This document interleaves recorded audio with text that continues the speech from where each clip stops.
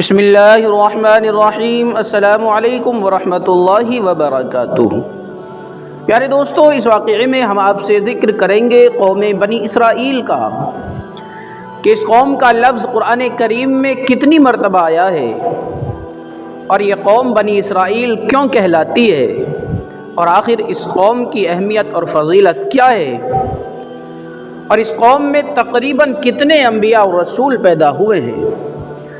پیارے دوستو، ویڈیو بہت مختصر ہوگی، اس لیے آپ سے گزارش ہے اس ویڈیو کو پورا ضرور دیکھیں، اور ہمارے چینل پر نئے ہیں تو ہمارے چینل کو ضرور سبسکرائب کریں۔ تو آئیے بات کرتے ہیں قوم بنی اسرائیل کی۔ دوستو، بنی اسرائیل کا لفظ قرآن کریم میں تقریباً 40 مرتبہ آیا ہے۔ اسرائیل حضرت یعقوب علیہ السلام کا دوسرا نام ہے۔ ان کے 12 فرزندوں سے جو نسل چلی، انہی کو بنی اسرائیل کہا جاتا ہے۔ ان کا مذہب یہودیت ہے۔ مذہبی و قومی اعتبار سے تاریخ میں ان کی بڑی اہمیت ہے۔ تقریباً 2000 سال تک ان کے اندر انبیاء اور رسول پیدا ہوتے رہے، اور دنیاوی ترقیاں بھی انہیں صدیوں تک حاصل رہیں۔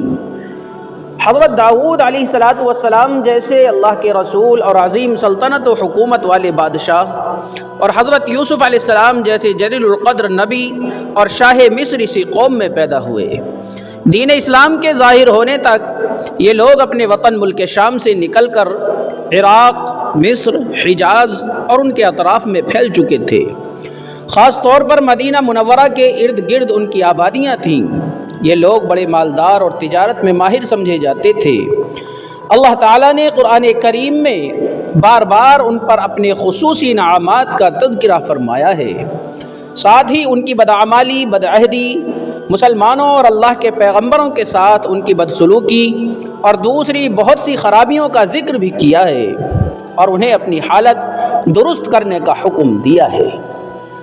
پیارے دوستو، یہ ہے قوم بنی اسرائیل، جس کا ذکر اللہ تبارک و تعالی نے قرآن کریم میں تقریباً 40 جگہ پر کیا ہے۔ اسی قوم کے اندر حضرت موسیٰ علیہ السلام جیسے جلیل القدر نبی پیدا ہوئے۔ حضرت سلیمان علیہ السلام جیسے پیغمبر بھی اسی قوم کے اندر آئے ہیں۔ پیارے دوستو، قوم بنی اسرائیل جب تک اللہ کے حکموں پر عمل کرتی رہی اور اپنے رسولوں کی بات کو مانتی رہی، تو اللہ تبارک و تعالی ان پر انعامات کی بارش برساتا رہا۔